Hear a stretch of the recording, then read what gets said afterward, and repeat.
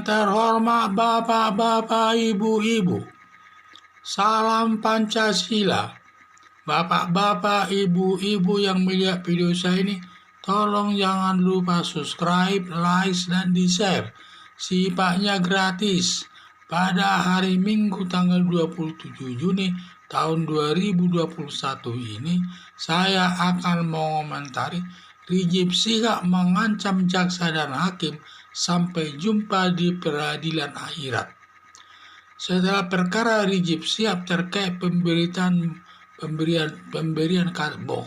kata-kata bohong terkait dengan dia terkena virus corona, telah diputus hakim di Pengadilan Negeri Jakarta Timur pada hari Kamis tanggal 24 Juni 2021 dengan putusan hakim selama 4 tahun.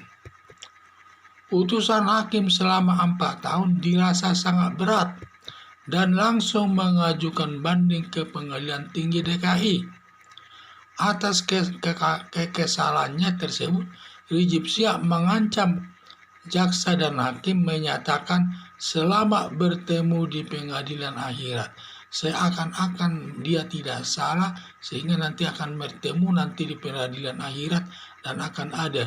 Dan juga Rizik Syihab ini paling senang membawa nama agama, karena katanya dia sebagai imam besar lah, imam jumbo lah, begitulah pernyataan masyarakat. Tetapi yang mengakui dia sebagai imam besar hanya pendukungnya saja, sedangkan mayoritas organisasi muslim seperti Nahdlatul Ulama dan Muhammadiyah tidak mengakui imam besarnya Rizik Syihab tersebut.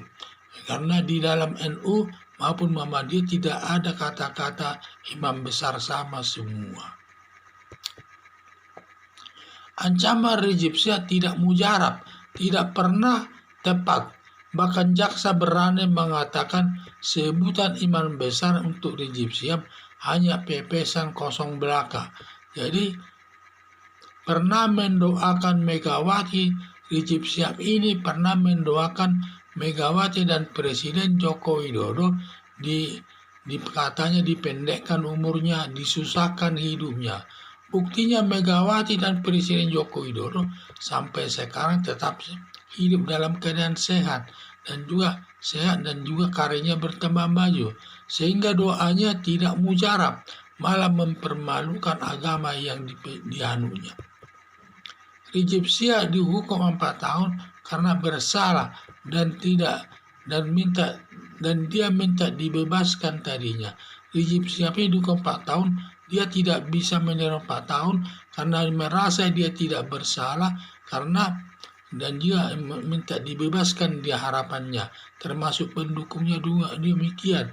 Para pendukungnya di tengah-tengah masyarakat melakukan demonstrasi dan menuntut kebebasan Rizik Syihab ini karena dia tidak melakukan kesalahan dan merupakan imam besar mereka. Ini saya lihat, jadi itulah pernyataannya, mereka tidak bisa menerima. Rizik Syihab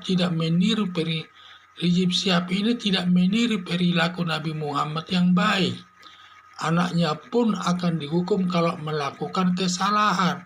Jadi Nabi Muhammad saja kalau anaknya melakukan kesalahan tetap dihukum. Jadi sifatnya Nabi Muhammad ini adil, tidak membeda-bedakan siapa yang bersalah tetap dihukum. Ini sesuai dengan asas equality before the law, persamaan hak di depan hukum. Jadi setiap orang melakukan kejahatan, apapun jabatannya, pangkatnya, kalau melakukan kejahatan harus dihukum. Sangat terbalik dengan sikap daripada Rizik Syihab ini. Dia sudah merasa bersalah, sesuai bukti di pengadilan, tetap merasa dirinya tidak bersalah, tidak menerimanya.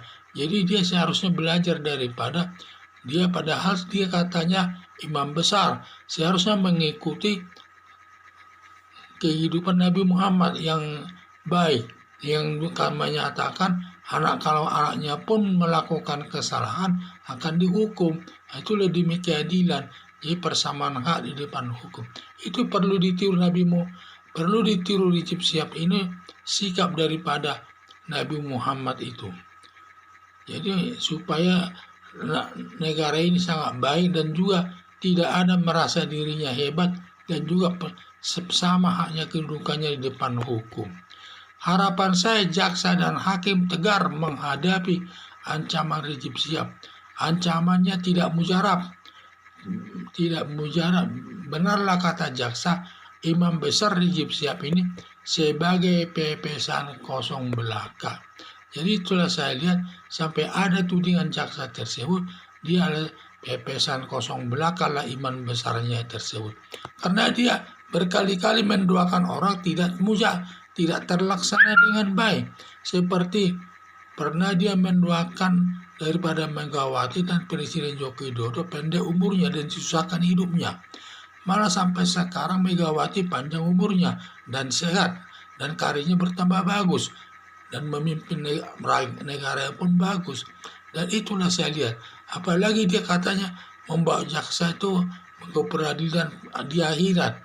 Apakah dia sudah pernah di akhirat, kita tidak tahu. Dan juga kemungkinan kalaupun ke akhirat, jaksanya itu tidak ikut mungkin ke akhirat. Karena jaksa dan hakim itu menjatuhkan hukum itu sesuai dengan kebenaran, sesuai fakta di muka persidangan. Hanya saja Rizik Syihab ini merasa tidak bersalah, sehingga dia harus perlu mengikuti perilaku Nabi Muhammad yang sangat baik itu, yang menyatakan anaknya pun bersalah harus dihukum. Jadi demi keadilan bersama. Tidak ada kelebihannya anak Nabi Muhammad dengan masyarakat lain. Kalau memang bersalah harus dihukum. Itulah yang perlu ditiru dan ditiru oleh Rizik Syihab tersebut. Jadi harapan saya jaksa dan hakim dalam menghadapi ancaman daripada Rizik Syihab tersebut jangan terlalu besar-besar dan jangan takut. Karena sifatnya imam besarnya itu hanya sekedar sebagai pepesan kosong belaka saja itu. Tidak ada manfaatnya. Berkali-kali dia menyumpahi orang, mengancam orang. Tidak pernah ada yang terwujud. Sekian dan terima kasih.